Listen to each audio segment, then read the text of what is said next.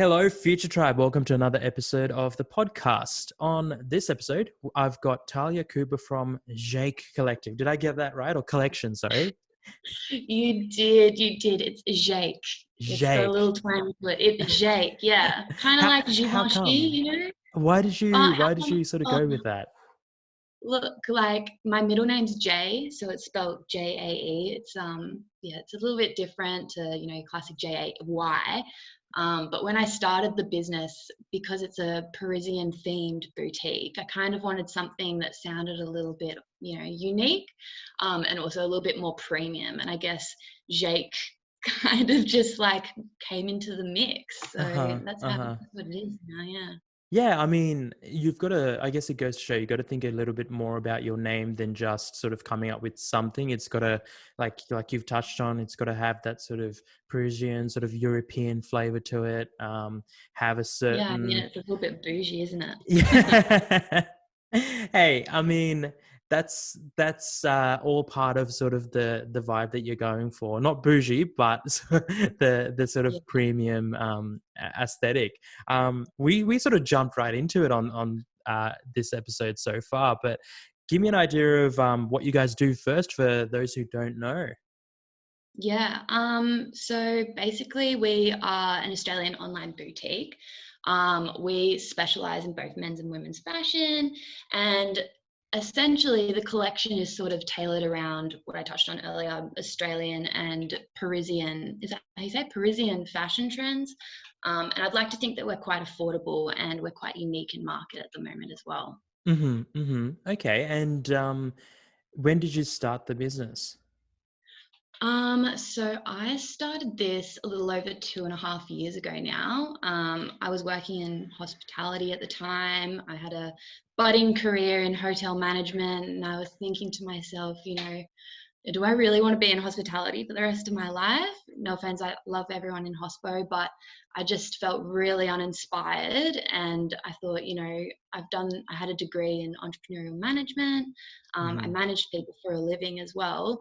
So I figured, why not fuse those two together and come up with something creative that I can call my own. And it was kind of like, I try to think back about like when it started or why I did it. And it was one of those things that just sort of jumped out of nowhere, I guess. I kind of went home and started doing all this research. And, if I look back on what my first website looked like, oh my God, that thing was horrendous. I'm pretty sure it has like a purple background, but, we all start somewhere. And yeah, I couldn't think of it, that I was just really uninspired, and it just started the business out of nowhere. Yeah, right. I mean, it's I guess it just goes to show sort of I believe that businesses start out of a need and a passion, and not sort of. I know a lot of people who spend time trying to work out, I want to start a business. What's that business going to be in? And then they do all this research, and what you end up with, I believe, is sort of you get into business because you want to get into business, not necessarily because you have a passion or you have some need that you see you're solving. I mean, you've mentioned you guys are sort of unique in the market, so I would assume that you felt like there was a need for that sort of solution or that sort of product, Yeah. and then I just sort mean, of hop at the into it. same time, like, yeah, at the same time, I have a really unhealthy obsession with clothes. So, like, I mean, like most girls my age as well. And I think when I started it, one of the big things that I thought about was, I was spending all this money giving to other online retailers. And I had this light bulb moment, was like, if I have my own business, I'll have my own, clothes that I can access. Little did I know there is so much more work that goes into running a business and than just having a couple of clothes on the side. Yeah, that's kind of what fueled a little bit of the business journey in the start, and just not wanting to do the 9 to 5 grind as well was big factor there too. Yeah, especially in hospitality, I assume that can be very tiring, very on your feet, and managing people in hospitality. It's sort of a wild ride. I always think about it like in the restaurant or hospitality space, you don't really ever know what's going to happen when you open. You don't know how many customers you're going to have. You don't know how many orders you're going to have. You sort of, it's like every day you just take a punt and just go, okay, we're going to open up, and then just go where it takes us. There's no real predictability. At least in a lot of other businesses, you can book in appointments, you can book in meetings, you can book in work.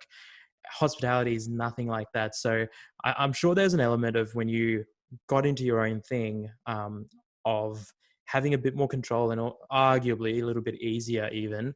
Um, you talked about, girls your age. How old are you? So I'm 25, almost 26 now, Hmm. but when I started Jake, I would have been 2017, so maybe 22, 23, I think. Okay. Yeah. So you were in hospitality at the time. So you would have had a degree under your belt, sort of finished that up and then gone into full-time work at that stage, or? Yeah, so because in the hospitality industry, or in hotel management, I was working nights. So that meant that I could go to uni during the day. So I would always work full time and I would always go to uni during the day. But once that finished, I didn't really have anything else to do. I was just working and I was like, well, I've got to do something with my degree, I've got all these skills. And I had a, full French schooling as well since kindergarten. So I was fluent in French for 10 years and thought maybe I should, do something with my French language and my business acumen and make something of it. Yeah. And so you're based in Canberra, or? So I was when I initially first started the online store, but that's the beauty of being online, right? I can take it anywhere. I still have a lot of stock still down there, but I'm now currently in Sydney. And this Okay. is purely because I have a lot more suppliers up here. It's Uh-huh. easier to have those day-to-day interactions with them. Yeah, yeah. So let's go. I'm definitely going to get into sort of suppliers and how you made that happen. But let's go rewind a little bit. So you were in hospitality. You decide that you want to try this business. What was the next step for you? Did you quit and then just start the business from day one, or what was your approach there? Yeah, well, I couldn't quit straight away. I mean, if there's one takeaway, you can't just quit your day job, like Yeah. you still, unfortunately, you still need that capital, you still need to be working. But I did go home and after every shift, and I would sit there and I would just research because it's so hard to find suppliers nowadays, and no one, it's not just a simple quick Google search either. I really had to do some digging through all my socials. And then there's, of course, things I'd never done before, like setting up a website or, you know, getting into digital ads. And it was all a really self-learning journey. So I did that for a while. But the next big step that I took, which is what led me to live in Sydney, was I just applied for a social media manager role in Hmm. Sydney. Mind you, like my only experience at this point was creating my own thing. So I was really going out on a whim and trying to sell myself into something bigger than what I was. And hey, it turned out for the best. And I landed a job in Sydney and I learned a lot on the job from there and just building up my own store at the same time. Yeah, well, I mean, the saying sort of goes that if you want to do something um sort of mind-blowing, you've got to put in the work to get there, right? You've got to do what other people don't want to do or don't think you should do. And part of that is definitely going out on a bit of a limb, sort of taking a bit of a chance and pushing yourself, because if you're not going to push yourself, like who's going to do that for you? Obviously, no one's going to Exactly. come knocking on your shoulder and go, listen, there's this job that we don't feel like you really know much about and you aren't really qualified for. Do you want to come do it? You have to sort of put yourself in that position. And what it sounds to me like is you're a bit of a sort of go-getter, sort of thinking, okay, like I have to take these steps. I have to take these actions to sort of push myself to the next level. So you started, you moved to Sydney, you've got this business going. How did you, like, what were the first steps? What did you do? Did you sort of work out suppliers first? Actually, even before we get to that, in terms of the pieces that you sell, are those custom pieces that you design and make, or are you more of a retailer than necessarily like a designer? Yeah, so currently at the moment, I'm definitely just a retailer. So everything that falls under the Jake umbrella brand, I guess you say, can come from different suppliers that I have. I have a majority of them are in Sydney, but you know, I've got a really niche brand that I work with from Byron Bay, got a few in Perth and Melbourne as well. It just depends where I get the stock from. But yeah, I guess when I first started, I was definitely on the phone a lot. I was really putting myself out there, and you know, you have to, because suppliers, they have clothes to sell. Like, they're not going to say no, they want your money.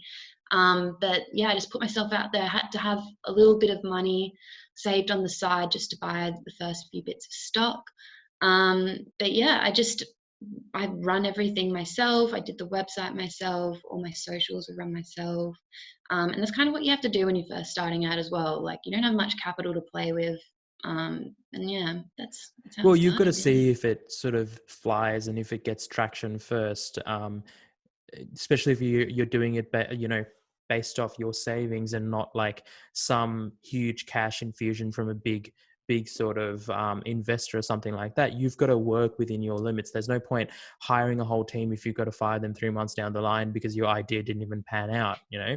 Yeah, So completely. did you then source those supplies? So did you have an idea of what you were going to sell, then build the website and then get on socials? Or did you just start building the website, get on socials, start creating a buzz while you worked out what pieces you were going to stock and what pieces you were going to sell?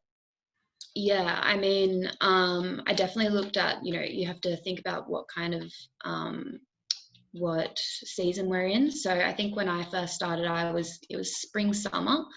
I found a lot of inspiration on Pinterest, and also just looking around the market, kind of what my competitors, or who I would consider competitors, are putting out. And then just tailoring sort of a collection around that. At the same time, because I am Parisian like themed, I definitely took on a lot of Paris trends as well at the time, and tried to fuse that into what the first collection or the first drop was going to be. Um, but yeah, it was just more, you just got to start, really. Like, I'm not a big planner as much as they say, you know, you need to work everything out. You really don't. You just need to put yourself out there. I had a really nice beautician at the time. This is actually a really nice story. And she, she runs her own business as well. And I remember talking to her, she's doing my eyelashes at the same time. And she goes, you know, Talia, you just need to start posting pictures. Like, honestly, you can't just sit there and mull over what you're going to do and when you're going to post it. Just start. And I was like, you know what, you're so right. And I just did.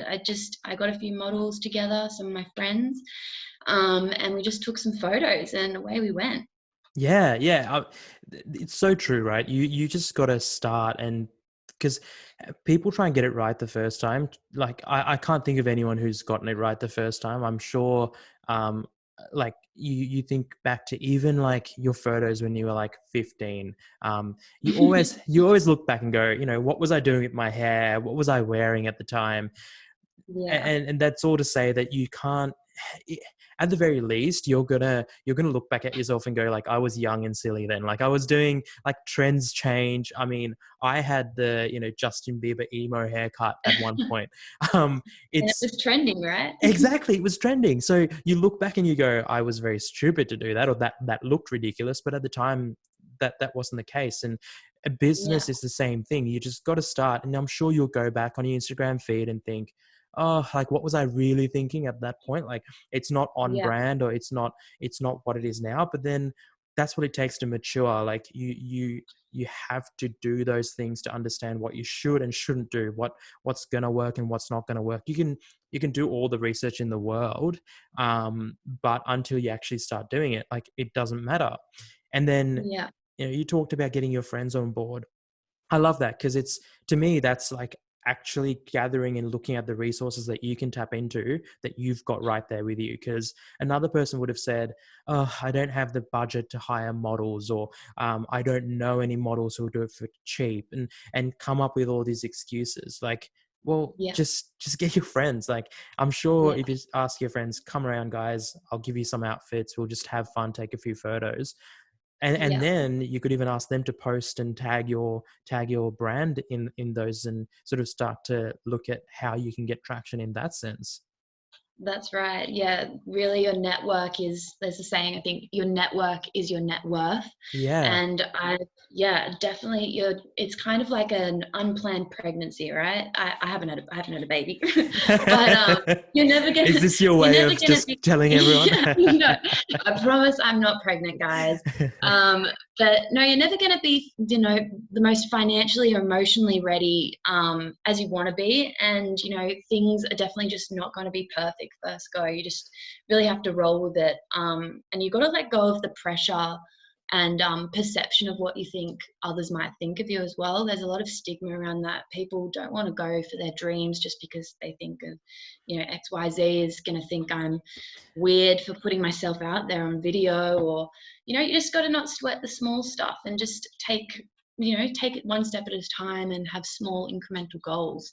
That's it. And And one thing I've also realized is that if you think that, the pressure of starting and all that's going to be really difficult, um, and you're worried about failure, it's the other side is true as well, right? If you think that business is going to be easy once you start doing really well, you then have like you still have the same amount of problems, probably even more problems when your business is going well. How do you, like, let's say you guys just started selling like crazy tomorrow.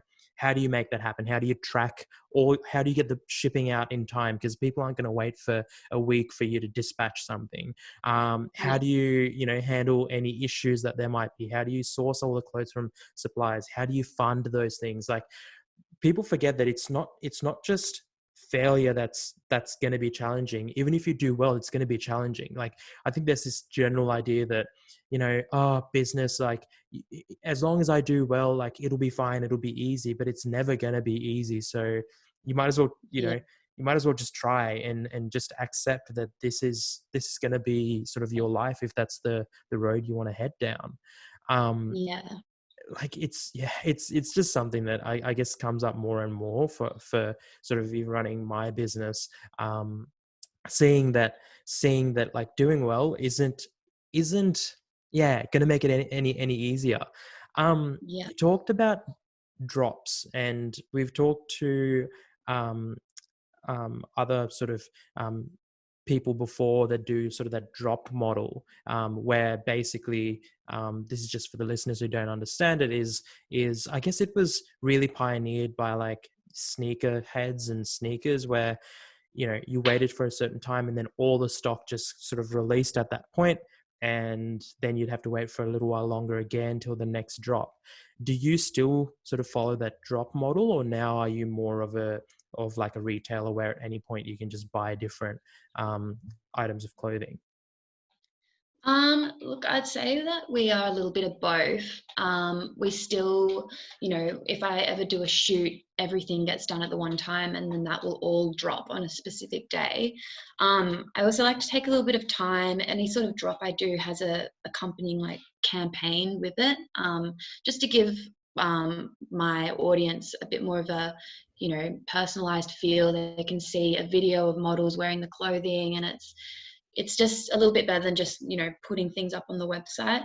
COVID unfortunately has been really just a bit of a mess, I guess I would say, for businesses everywhere, which has meant that we can't do as many photo shoots as we've wanted to. Not only that, freight prices have gone up. My wholesalers and suppliers, they didn't have as many stock at the beginning of the year, so it really just put a little bit of a stopper on what we could do. But no, still definitely dropping clothing as they come, and then also if we have a big range that we want to promote. I'm actually going up to Byron Bay soon, so hopefully we will have a campaign come out of that as well, and that should be up soon. Yeah, wow. That's a good segue into my next question around. So you're a retailer, and that just means that someone else produces the items of clothing, and then you sell it and you mark up those items, right? And this is more for the listeners. Obviously, I'm not trying to explain your No, business no, model no. to Yeah, you. of course. um, but to me, the biggest risk there is getting inferior products that don't quite live up to to what you're aiming to do, because you're sort of reliant on someone else to really push through good quality and enough volume. How did you handle that? Did you, I mean, you can't really, or can you take just their word for it if they go, yeah, Talia, we can definitely make that happen, and you just go, okay, I believe you? Or did you have to put in a lot more work than that? Yeah, I think that's one of my our core values is definitely that any of the clothing that I sell on my website is 100%, quality assured. Um, as much as we are fast fashion, we're not. We're still slow fashion in a sense. Everything's checked. I try to make sure that all the material that we've got that we use with our garments are of high quality. Just because I personally don't like things that are going to break in 2 minutes. You want something that's durable and it's going to last. The whole process of me moving up to Sydney meant that I could go into the showrooms and check things for myself, just because you can't really tell too much from an image on a computer, or as you said, like taking the supplier's word for it. At the end of the day, they're still wanting to push their products out. But I guess that's a massive learning curve for me as well. Buying a pack that just didn't sell, that sucks, but you roll with it and you take a learning from it, I guess. Yeah, it's you're gonna always have things that don't sort of fly or take off. So it's, again, it's just a reality of business. Like, you can't be perfect all the time. You're especially when you're saying selling fashion online, you're sort of putting a lot of pressure on yourself if you think that it's all just going to work, because people have to look at images, make an educated guess on how it's going to fit on them, and then decide. If there's just so many layers, it's not like buying a new phone or something like that, where it doesn't matter so much, like, but everybody's body types are different. Yeah. And how do you allow for that? Like, do you have a good, like a pretty solid return policy, or how do you tackle that side of things? Yeah, we definitely do have a returns policy. I think it's 1 to 30 days. So it's definitely, you can try on the product just as long as your standard tags and things aren't removed. But to kind of avoid this and alleviate this problem, influencers have been an integral part of my branding as well. And this is just, and I try to get a whole range of sizes and girls, just so that they can test the product for themselves. And if they like product, they'll post up on their social medias, and it just gives my audience that little bit of reassurance and social proof that we are here for the consumer at the end of the day, and what we're putting out is trendy, affordable, and hopefully something that they love to purchase and enjoy. Yeah. How do you tackle that? So do you sort of go out and buy a whole, say, I don't know, jackets? Do you buy a whole shipment or a whole lot of jackets first and then start handing them out to influencers? Or do you buy a small batch, sort of tested, see if that's going to get traction? How do you handle that? Because it's a bit of a chicken or the egg at that point, isn't It it? Because really is, yeah. you don't want to have it on social media everywhere, and then someone clicks through onto your website and sees that it's not in stock. But you don't necessarily want to take all the pressure of buying a huge shipment and then hoping that it'll sell as well. How do you Yeah. tackle that? I mean, it depends on the supplier. You can get some clothing on consignment, which means that you don't pay for the goods until they sell. That is really, that's just been crazy for me, because we don't have much capital to start off with when you're first starting. So inventory and your marketing, it will definitely eat at your wallet.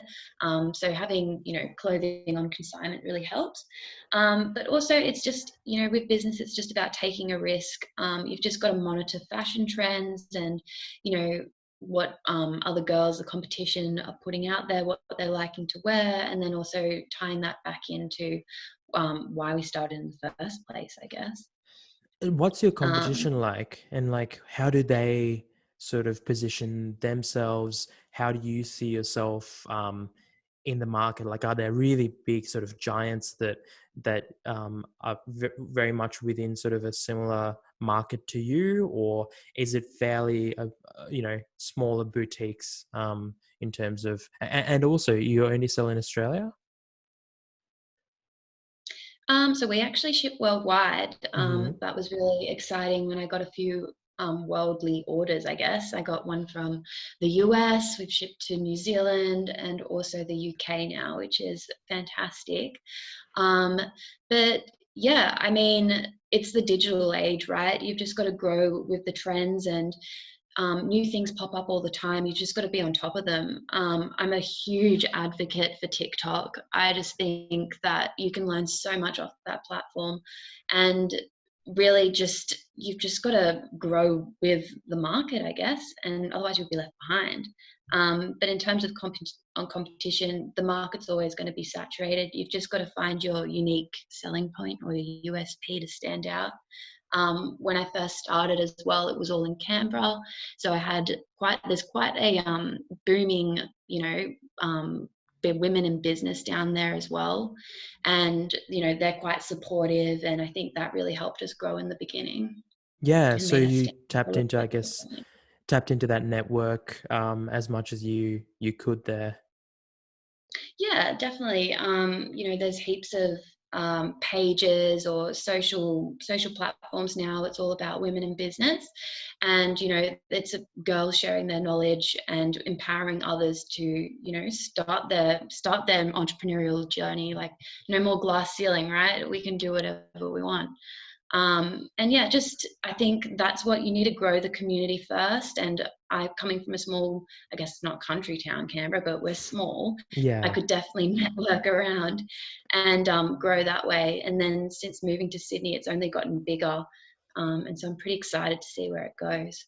Yeah, that's awesome. That's really exciting. What sort of marketing? So you've talked about influencer marketing or using influencers. Has that really been your main way of marketing, or have you spent money on, say, Instagram, Facebook? What's your approach been to marketing?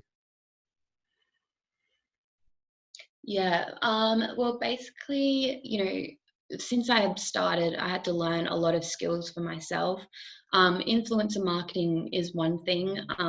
Don't take them for granted. We really need influencers these days.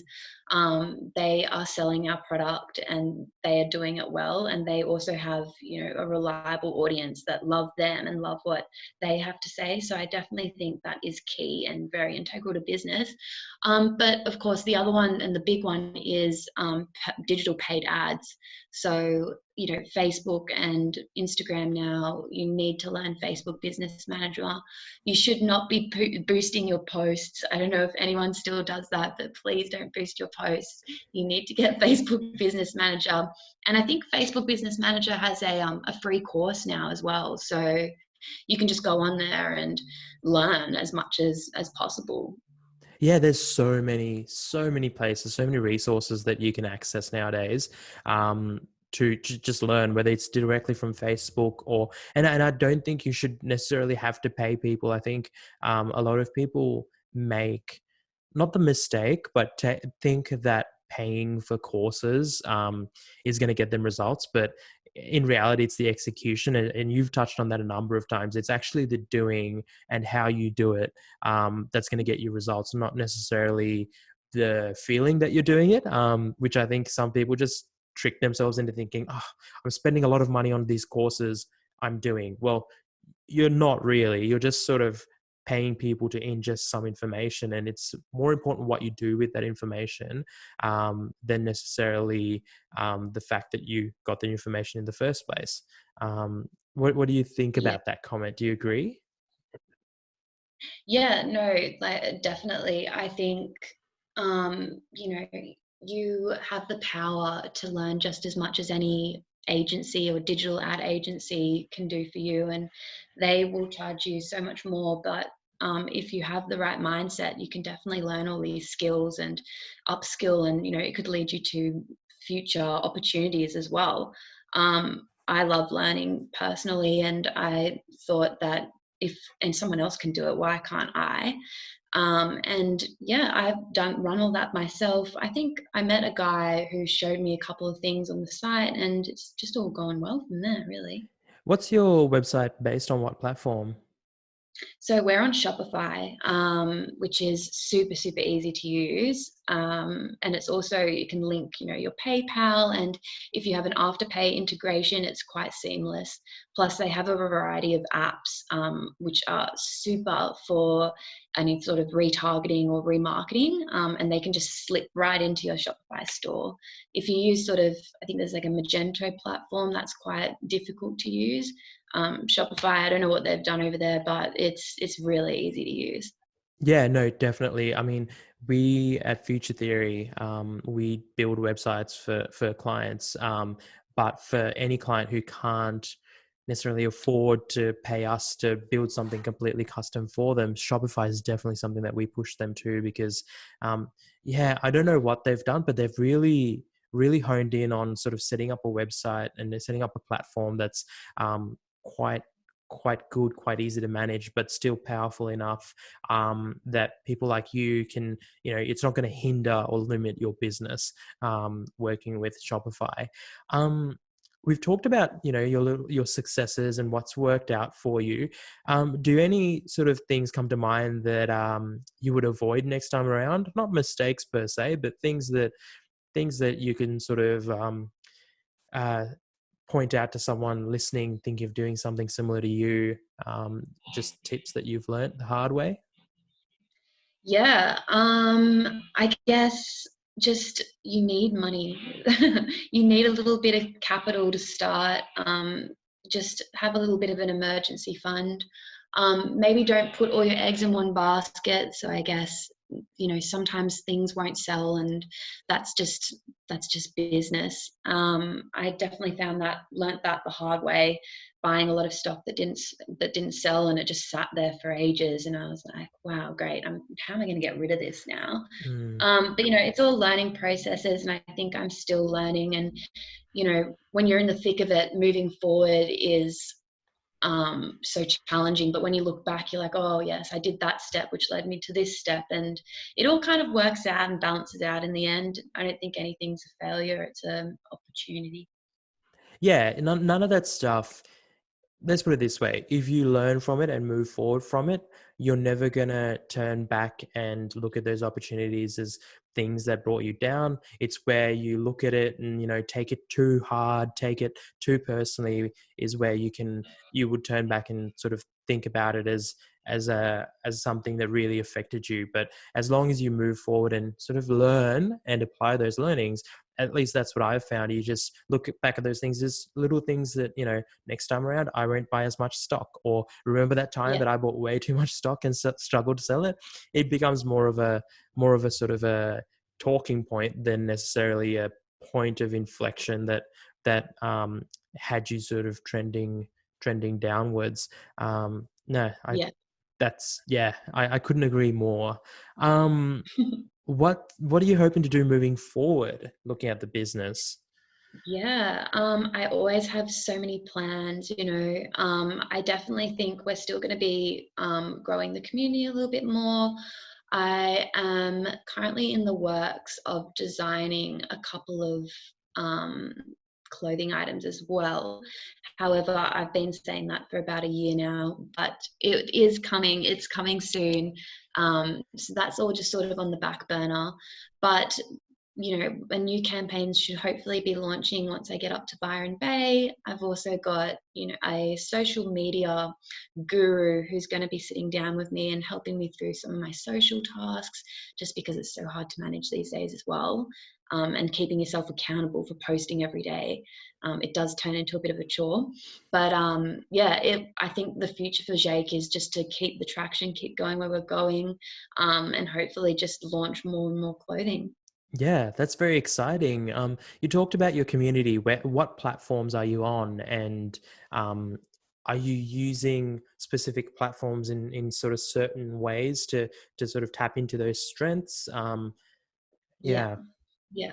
So like I said before, TikTok's only been around for, I don't even know if it's been a year, but I love TikTok. The platform's great. Once you get past all the silly dances and the memes and all that kind of stuff, you actually get into an algorithm. And I found myself on business talk.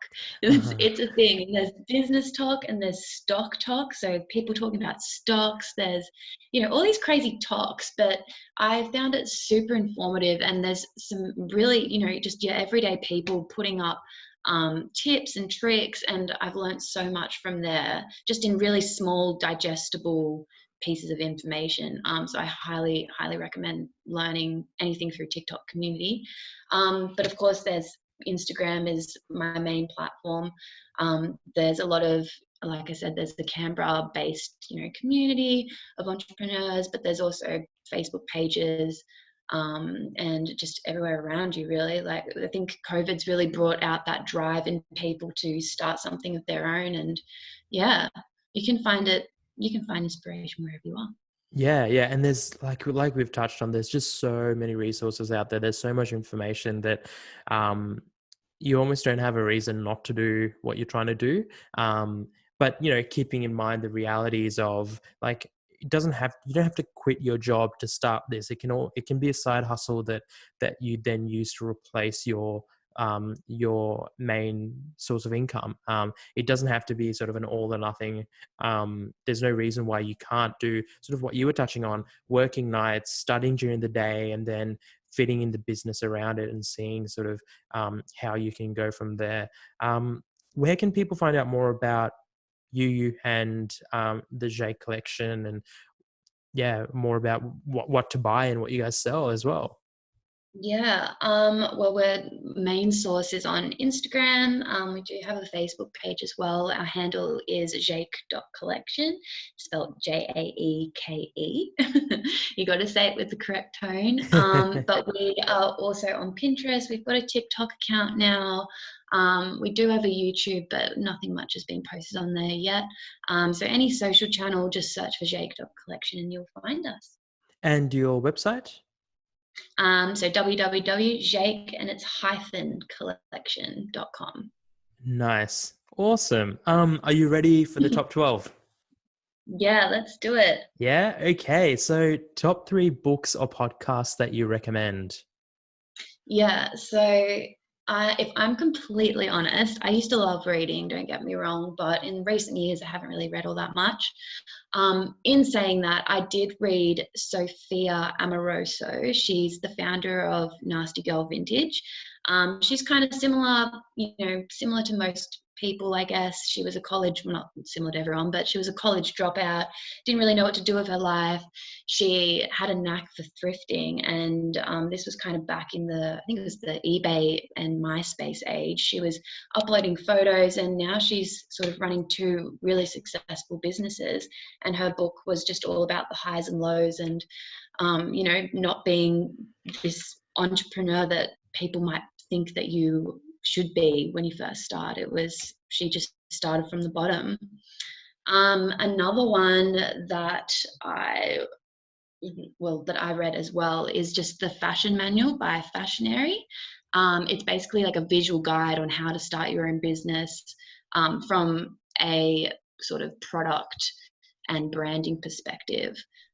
So if anyone's ever interested in that, I definitely recommend reading that one. It will say all the people you're going to meet in the industry, as well as, how to find suppliers, or, set the tone for your website. And it's all in a visual guide. It's really quite nice. Yeah, that's really interesting. Is there a Yeah. third? Is there a third? My third one again is TikTok. Like, I read, well, there's not much to read, but you just learn information from that. I'm quite a visual learner as well. I can't sit and don't really have the patience to read books these days, but anything that's quick, easy, digestible, that will sit in my brain. Yeah. Awesome. Top 3 software or tools that you can't live without. So can't live without Klaviyo. So for those who don't know what it is, it's a email and SMS remarketing platform. And basically it makes it easy to send out daily EDMs to your client list, I guess. And you can send out, discounts and vouchers. You can do A and B testing on there, see what images work, what don't. And it really just brings back those people that you might have lost business with back onto the store. And it's highly, highly, highly recommend that one.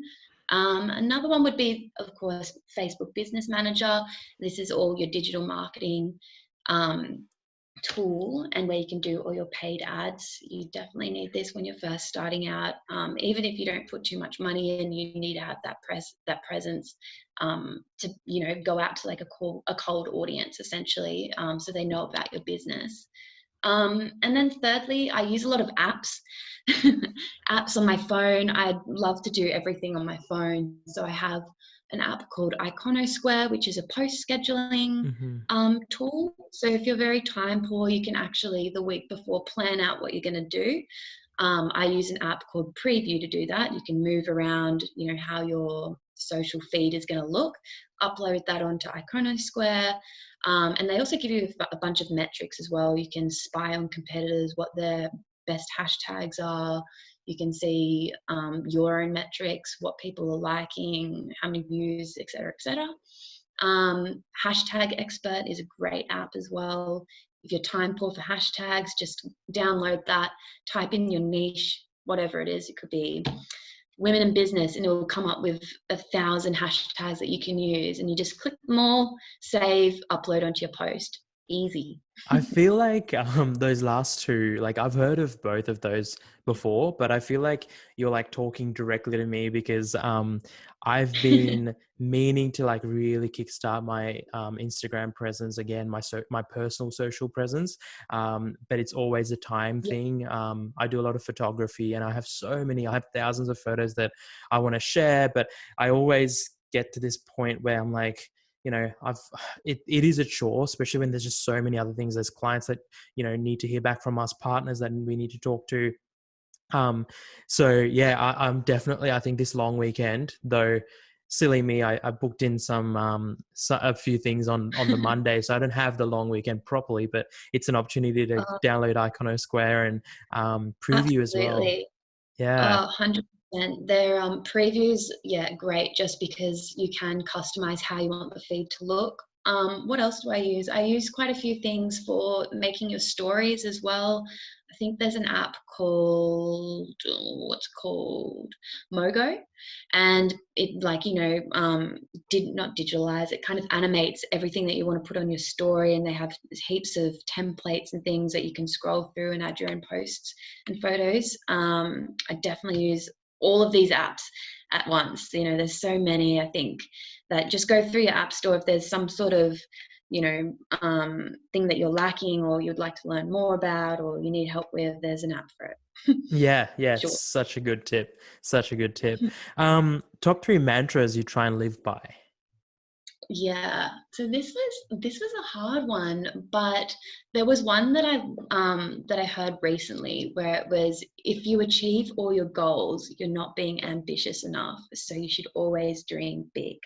And that really stood out to me. I was like, damn, you know, that's so true. There's always room for improvement, and I think that you should be more ambitious, and you shouldn't have all your goals met, and there's always something bigger and better to achieve.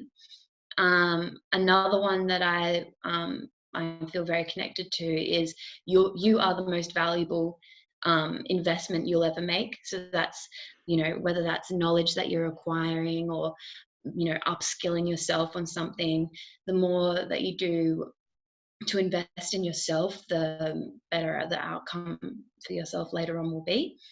And then one that I read on the internet, it's, you don't have to be great to start, but you have to start to be great. And I think that resonated quite well with me. Yeah. Those are all, yeah, those hard hitting but true mantras and things that this is the thing. I'm not a very, you know, sort of, I'm not the kind of person to rely on mantras, but but it's sort of something to remember, something to tell yourself when things, you know, get a little bit difficult, or even when, you know, you're on Instagram about to post, but second guessing yourself. Well, you just got to remember, you just got to do this now. You just got to start, and it's more important that you start than necessarily get the perfect photo with the perfect filter up on your Instagram. It's just so crucial. Top three people you follow and why? And why? So the main person that I don't really idolize too many people, but this girl stands out to me just because she is in a very similar boat to how I would say my entrepreneurial journey started out as. So it's Jane Liu, and she is the founder of Showpo. She back in the day started her business in 2010, and she was, working for KPMG. She was a financial analyst or something like that, and she decided to quit her job in the middle of the financial crisis and just start up a online store. And mind you, back then people weren't essentially buying online. It was a new thing. She had a first mover's advantage. When you paid for ads on Facebook, it was showing it to everyone. There was no cap. And so she really tapped into that market. And I just find her so inspiring because she's exactly like me. She just started from nowhere, and here she is. She's turning in a revenue of over $60 million a year. Wow.